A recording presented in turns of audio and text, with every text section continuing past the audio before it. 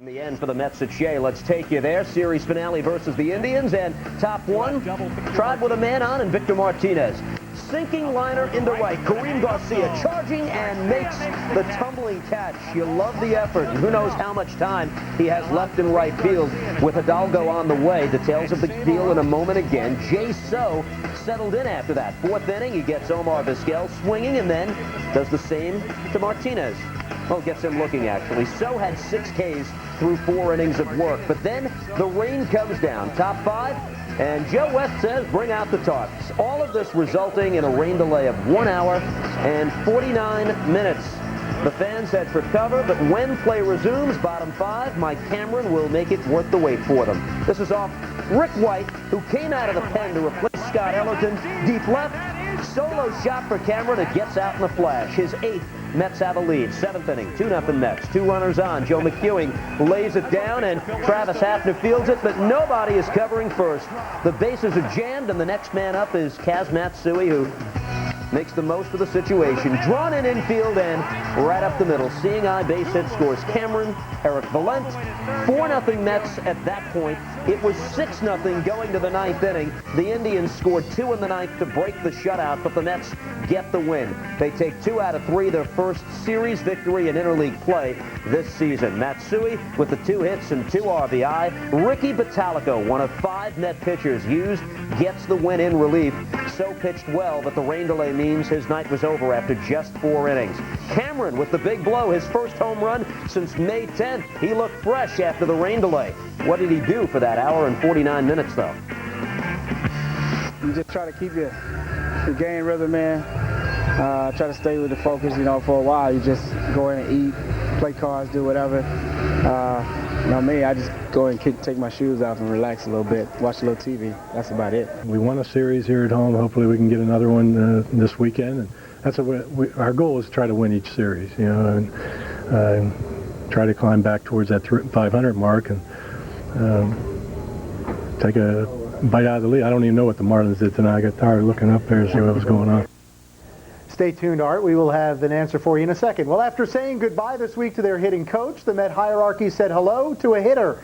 They sent pitchers David Weathers and Jeremy Griffiths to the Astros for outfielder Richard Hidalgo, a heart-of-the-order hitter that the Mets hope will turn a change of scenery into a change of fortune. Hidalgo turns 29 at the end of the month. He batted .309 with 28 homers last season, only 3 years removed from what was a career year. 44 homers, 122 batted in, and a huge contract. Hidalgo has averaged a strikeout every 5 at-bats in his career. His right field defense is strong. He led all outfielders last year with 22 assists. The deal will cost the Mets about $3 million, but well worth it if Hidalgo has a resurgence. Well, he's a guy we've liked in the past. There's a few of the guys in our clubhouse, in the coaches' clubhouse, Matt Galante, Art, Donnie Baylor, that have a prior relationship with him. You know, we felt like in terms of production in right field, you know, he's been a productive player 3 of the last 4 seasons, and you know, his defense has been solid. You know, his age, he's going to turn 29 at the end of this month. He's an athletic guy. We've been looking at a position in the 5-hole to fill. So we really felt that this was a good fit, and the cost in terms of, you know, obviously David is going to put a hole in our bullpen. In terms of the financial cost was not that great for us. Everything I've heard about him is nothing but good. And I know what he can do defensively for sure. He's an outstanding right fielder with a great arm, so he can bring that every single night. And the offense, I think, once he gets his feet on the ground here, he's going to do just fine. Well, Hidalgo lost his starting job to Jason Lane this season, but not until after a torrid April in which Hidalgo batted .341 with all 4 home runs in 21 games. Since then, though, he has batted under 200 in 37 games, supplied 0 power and paltry run production. Hidalgo's homerless streak, 167 at-bats, which is remarkable when you consider the bandbox ballpark in Houston. What about those first-place Marlins? Top of the fourth inning versus the White Sox, no score. Cause for concern for Josh Beckett. He gets Frank Thomas to fly out, but some discomfort in the back, you see. He leaves after 3 2/3 and 8 strikeouts. The Marlins say it's a back strain for the World Series MVP. He had just returned from the DL, unrelated injury. Top of the fifth inning, Sox with 2 men on. Timo Perez in between first and second. That gets a run home. 1-0. Chicago is on top. That's the score, bottom 5. Here's how the Marlins equal it. Alex Gonzalez gets him on the board with this, his 8th of the year. Solo shot, and we're tied up at 1.